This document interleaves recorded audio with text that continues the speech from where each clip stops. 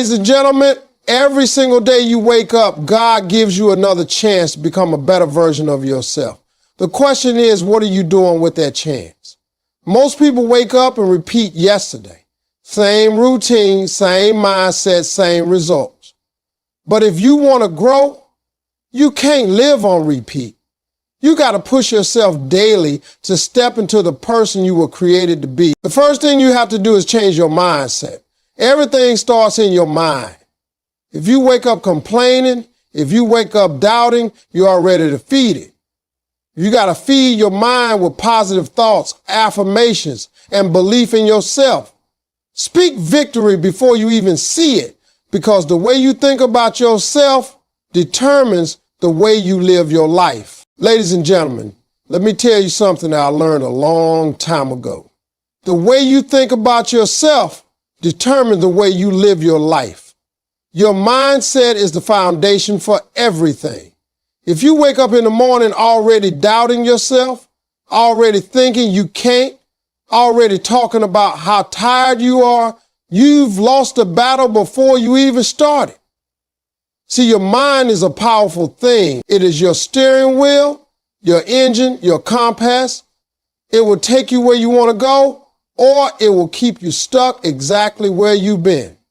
I meet so many people who blame their situation on luck, on their boss, on their family, or on their circumstances. But the truth is, what really shapes your life is the way you think. If you think small, you live small. If you think fear, you live in fear. If you think defeat, you walk around defeated. But if you think abundance, if you think victory, if you think possibility, your whole energy shifts and opportunities start to line up for you. Bible says, as a man thinketh, so is he. That means if you think you're broke, you'll stay broke. If you think you're not smart, you'll keep proving yourself right. If you think you're not worthy, you'll accept less than you deserve. I've been down before. I've been broke, living in my car, not knowing how I was going to eat the next day. But I never let my mind stay down there. Even when I was living at my lowest, I kept telling myself I was created for more. I kept saying I'm going to be on TV one day. I'm going to have my own show. I'm going to make my mama proud. And you know what? People laughed at me. People doubted me. People said, Steve, you're dreaming too big. But I refused to let my thoughts line up with their opinions. I had to train my mind to see myself beyond where I was. That's what some of you need to do. You need to change the picture you keep playing in your head. Some of y'all got a negative movie running up there. You see yourself failing. You see yourself being rejected. You see yourself struggling.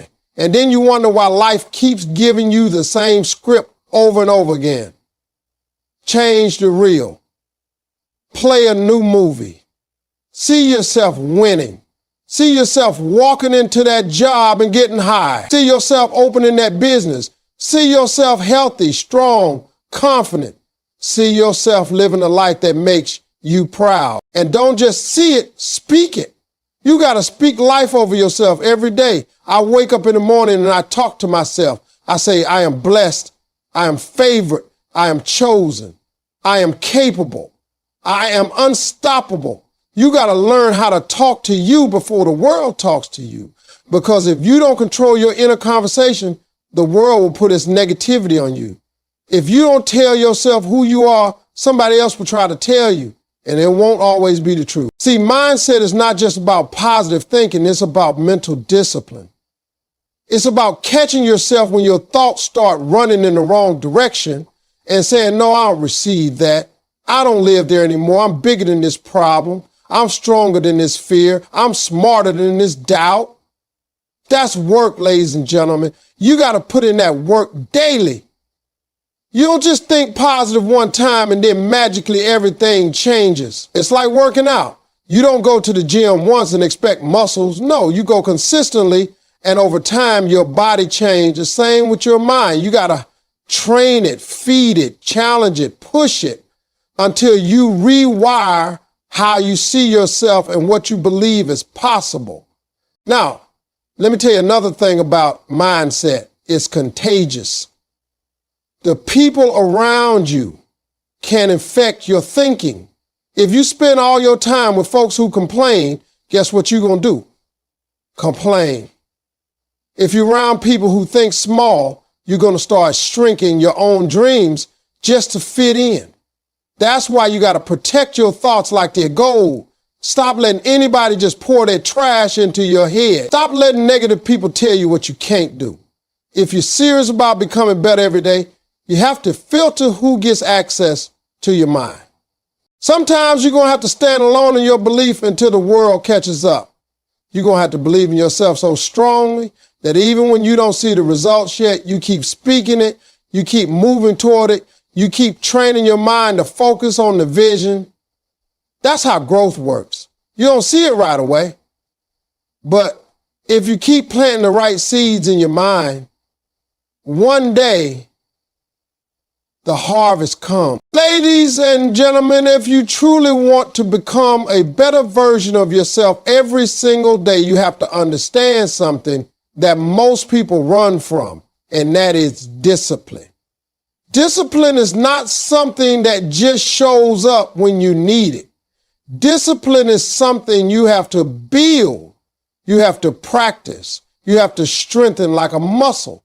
People always ask me, Steve, how do you stay consistent? How do you keep going after all these years? And I tell them the same thing every time. It's discipline. Because motivation will come and go. Some mornings you'll feel like doing it, some mornings you won't. But discipline makes sure you do it anyway. Discipline is the key that unlocks progress. It's the bridge between what you dream about and what you actually achieve. You can dream all day long, you can pray all day long, you can talk about your goals all day long, but if you don't discipline yourself to put in the work, then nothing changes. Dreams without discipline stay dreams. And that's where a lot of people get stuck. They have great intentions, they talk big, they get excited at the beginning, but when it comes time to do the hard, unglamorous work every day, they quit. I had to learn discipline the hard way. Back when I was grinding in comedy clubs, there were plenty of nights I wanted to quit. Driving all over the country, barely having money for gas, sleeping in my car, going on stage in little towns where nobody knew my name. It would have been easy to say, forget this, it's too hard. But I had to discipline myself to stay focused on the goal and not get distracted by how uncomfortable the journey was. Discipline taught me that pain is temporary, but quitting lasts forever. Discipline means telling yourself no when the easy option shows up. It's saying no to hitting the snooze button when you promise yourself you wake up earlier. It's saying no to spending money you don't have because you're saving for something bigger. It's saying no to junk food when you know your body deserves better fuel. It's saying no to wasting hours scrolling when you could be building your dream. Every time you practice that kind of self-control, you are building discipline.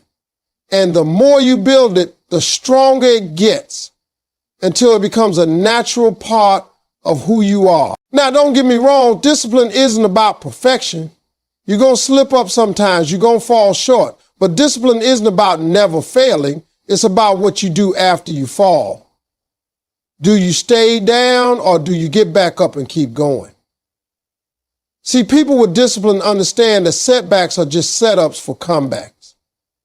You miss one day at the gym, fine, but you get back at it tomorrow. You wasted some time today, fine, but tomorrow you reset and use your hours wisely. Discipline gives you the resilience to bounce back, to stay in the game even after mistakes.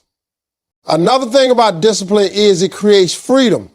A lot of people think discipline is restricting, like it takes away your fun or your choices. But the truth is, discipline gives you the freedom to live the life you really want. If you discipline yourself to work hard, you earn financial freedom. If you discipline yourself to take care of your health, you get the freedom to move, to travel, to live longer. If you discipline yourself to use your time wisely, you get the freedom to chase your dreams instead of just watching others live theirs. Discipline might feel tough in the moment, but it pays you back with freedom later. You also have to understand that discipline is contagious. When you live with discipline, people around you notice. Your kids notice.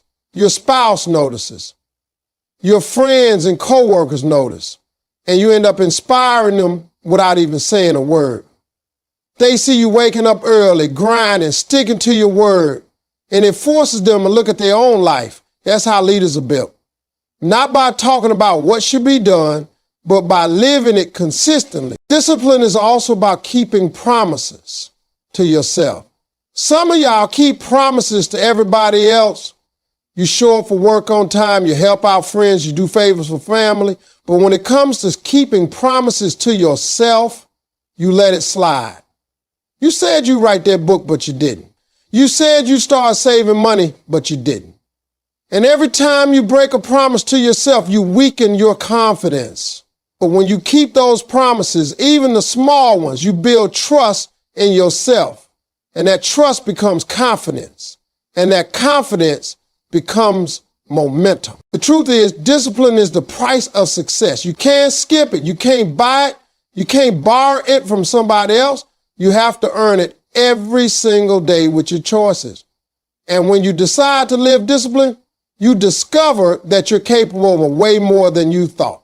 Because discipline pushes you past your excuses, past your feelings, past your limits, and takes you straight to growth. Ladies and gentlemen, one of the most powerful things you can do if you want to become a better version of yourself is to set small daily goals. Too many people are waiting on the big break, waiting on the miracle, waiting on that one giant step that changes everything, but life doesn't work like that. Success is not built on one big move. It's built on consistent small steps taken day after day. When you set small daily goals, you create momentum. And momentum, once it gets going, is very hard to stop. People fail because they overwhelm themselves. They say, I want to be rich, I want to be fit, I want to write a book, I want to start a business.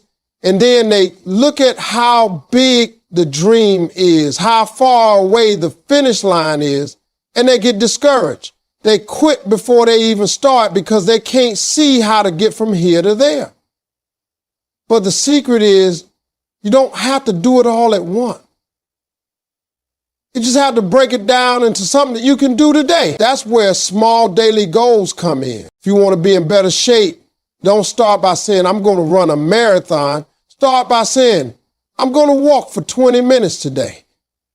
If you want to save money, don't start by saying, I need $100,000, 0 cents in the bank.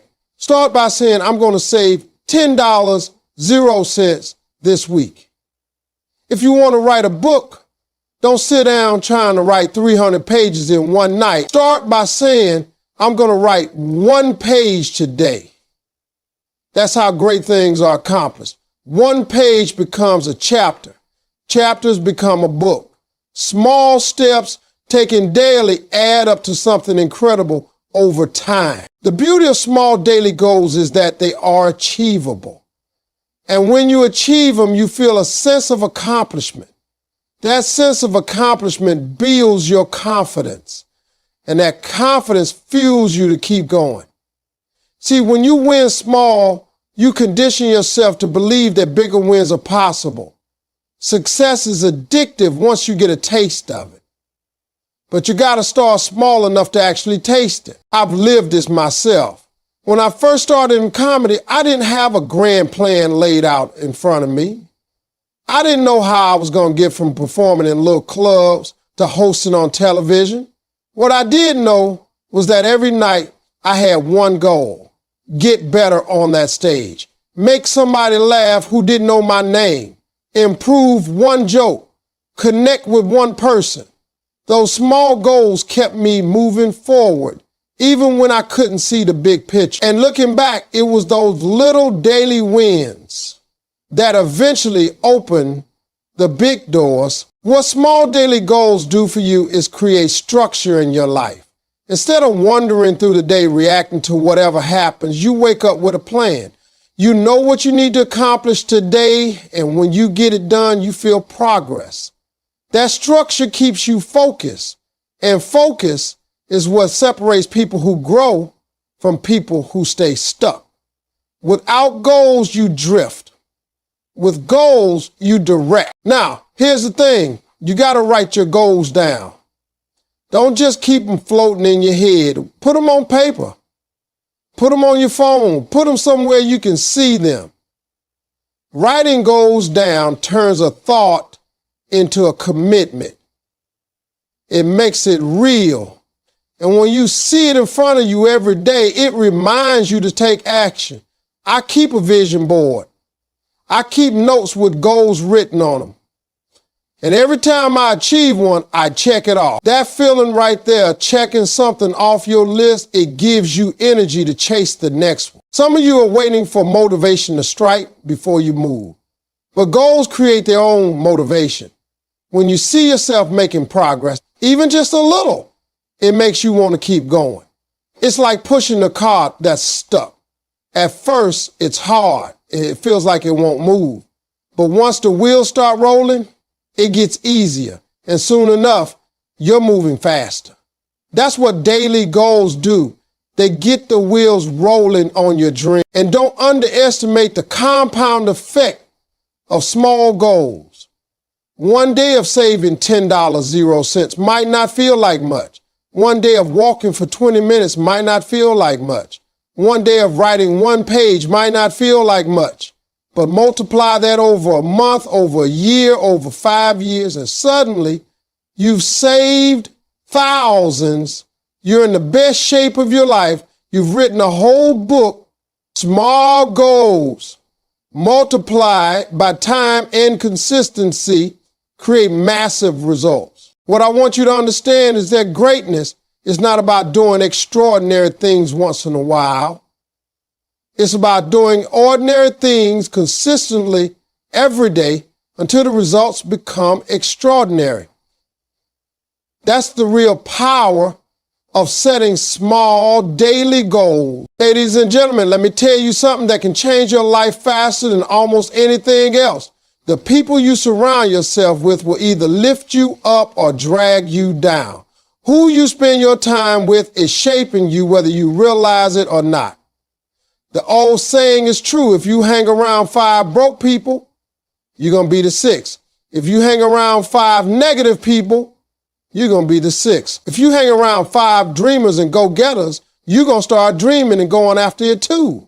Your circle matters more than you think. And if you want to become a better version of yourself daily, you have to pay attention to who's in it. See, you can have all the talent, all the drive, all the determination in the world, but if you keep company with people who don't share that same energy, they will drain it right out of you. They'll laugh at your goals. They'll discourage your progress. They'll plant seeds of doubt in your mind. And before you know it, you start second guessing yourself. That's not because your dream is wrong. It's because you've been listening to the wrong voice. You got to understand that some people are not meant to go where you're going. I've seen it in my own life. When I first started chasing comedy, I had people close to me who told me it was a waste of time. They told me I needed to get a real job, that I was dreaming too big. And for a while, it almost got to me. But then I made a decision. I had to separate myself from people who couldn't see my vision, not because I didn't love them, but because I loved myself enough to protect. Once I started surrounding myself with people who believed in me, who pushed me, who encouraged me, that's when my career really started to take off. The people around you are either fertilizer or poison. Fertilizer feeds you, helps you grow, gives you energy. Poison kills your spirit, drains your energy, and keeps you stuck. You have to decide what you want to feed your soul with. Every conversation you have is either planting a seed of faith or a seed of fear. Every hangout, every phone call, every friend you keep close is either helping you become better or holding you back. It's not always easy to change your circle. Sometimes it means creating distance from people you've known a long time. Sometimes it means saying no to people you used to say yes to. Sometimes it means feeling lonely for a while until the right people show up. But I promise you this, being temporarily lonely is better than being permanently limited by the wrong crowd. Because when the right people do show up, they'll add more to your life in 1 year than the wrong people did in 10. The right people will challenge you. They won't let you settle for average. They'll call you out when you're slacking. They'll celebrate your wins without jealousy.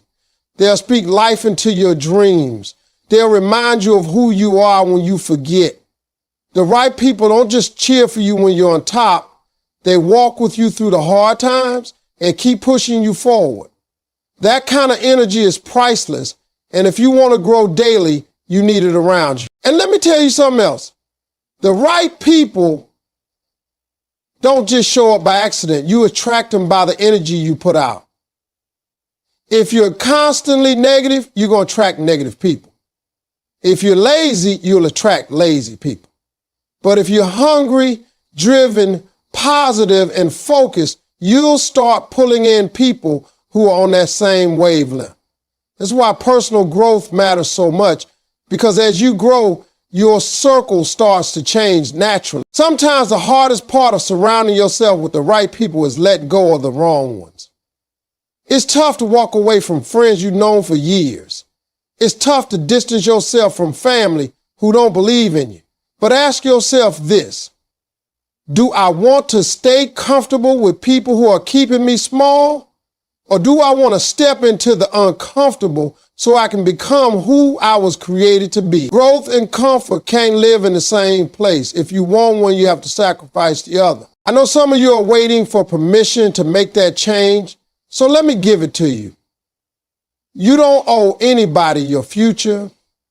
You don't owe anybody your peace. You don't owe anybody your success. If someone is not adding to your life, it's okay to love them from a distance. It's okay to wish them well without keeping them close.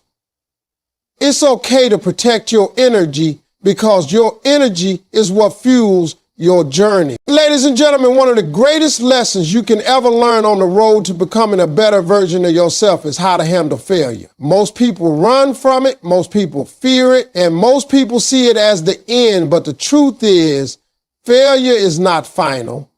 Failure is feedback. Failure is information.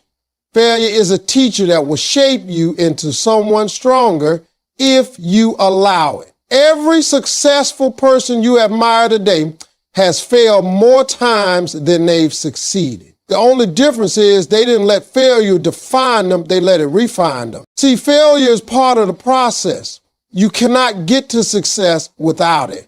You can't expect to start something new and never make a mistake. You can't expect to walk toward your dream and not trip a few times. That's not how life works. The problem is too many people quit after their first failure. They think, maybe it's not for me. Maybe I don't have what it takes. Maybe this isn't my path. But failure is not proof that you're not capable. It's proof that you're trying. It means you're in the game. It means you're moving forward. You can't win anything from the sidelines.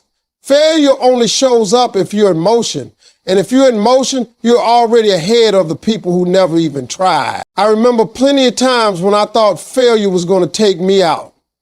When I first started in comedy, I bombed on stage more times than I can count. People didn't laugh, people booed, people walked out. I get off stage embarrassed, wondering if I should quit. But every time I failed, I asked myself, what can I learn from this? What joke worked? What didn't? How can I deliver better next time? And slowly but surely, failure became my coach. It pushed me to sharpen my craft until I became one of the best at what I do. If I had quit after those first failures, none of y'all would even know my name today. That's how you have to look at failure.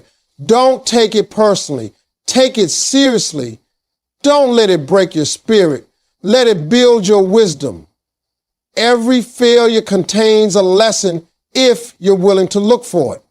If a business fails, you learn how not to run the next one. If a relationship fails, you learn what to look for and what to avoid next time.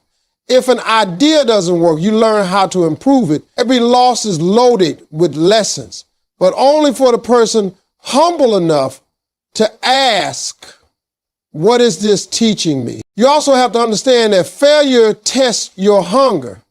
Anybody can keep going when everything is working, but can you keep going when it's not? Can you keep believing when the results don't show up yet? Can you keep grinding when people laugh at you? Failure is the test that separates dreamers from doers.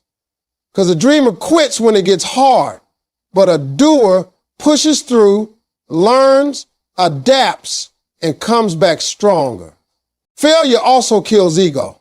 Sometimes we think we're ready when we're not. Sometimes we think we know it all, but failure humbles us, strips us down, and shows us that we still have work to do. And that humility is what prepares us for the next level. See, if success came too early, most of us couldn't handle it. Failure makes sure you're ready when success arrives. It toughens your skin. It deepens your character. It strengthens your patience. Without failure, success would crush you. With failure, success becomes manageable. I tell people all the time, don't be ashamed of your failures. Be proud of them. Wear them like badges of honor. They prove that you didn't sit back and play it safe. They prove that you stepped out on faith. They prove that you had the courage to chase something bigger than yourself. And courage will always separate you from the crowd. What you cannot do is allow failure to make you quit. Too many people let one rejection letter, one bad break, one setback convince them that their dream is impossible. But failure doesn't mean impossible, it just means not yet. It means try again. It means adjust. It means come back with more knowledge, more strength, more determination. Every time you fail and get back up, you are becoming a better version of yourself. And let's be honest, failure gives success its flavor. If you never struggled, if you never messed up, if you never went without, then success wouldn't even feel sweet when you finally got it. But when you've been through the fire, when you've been knocked down and counted out, when you've lost everything and then built it back again, that victory hits different. That's the kind of success you appreciate. That's the kind of success you protect. That's the kind of success you don't take for granted because you know what it costs you. Ladies and gentlemen, if you really want to become a better version of yourself every single day, you cannot leave God out of the picture. I don't care how much money you make, how smart you are, how many connections you got. If you're not putting God first in your life, you're building on shaky ground. You might rise for a while. You might get a taste of success. You might even think you've got it all figured out. But without God at the center, it won't last. Because real growth, real peace, real fulfillment doesn't come from what you can do on your own. It comes from staying connected to the one who created you. I've lived enough life to tell you I wouldn't be standing here today without God.